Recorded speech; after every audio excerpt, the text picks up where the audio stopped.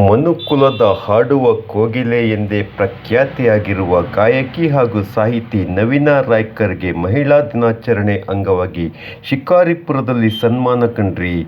ಕರ್ನಾಟಕ ರಾಜ್ಯ ಪರಿಸರ ಪ್ರವಾಸೋದ್ಯಮ ಸಹಕಾರ ಸಂಘ ಶಿಕಾರಿಪುರ, ಕರ್ನಾಟಕ ರಾಜ್ಯ ಜಾನಪದ ಕಲಾ ಅಕಾಡೆಮಿ ಶಿಕಾರಿಪುರ ಅಂಗವಾಗಿ ಅಂತಾರಾಷ್ಟ್ರೀಯ ಮಹಿಳಾ ದಿನಾಚರಣೆಯಂದು ಸಾಹಿತಿ ಗಾಯಕಿ ನವೀನಾ ರಾಯ್ಕರ್ಗೆ ಇಲ್ಲಿ ಸನ್ಮಾನ ಕಂಡ್ರಿ. ಸನ್ಮಾನಗಳ ಕೊಳ್ಳೆ ಹೊಡೆಯುತ್ತಿರುವ ನವೀನಾ ರಾಯ್ಕರ್ ಅವರನ್ನು ನೀವಿಲ್ಲಿ ನಿಮ್ಮ CN23 ನ್ಯೂಸ್ ಚಾನೆಲ್ನಲ್ಲಿ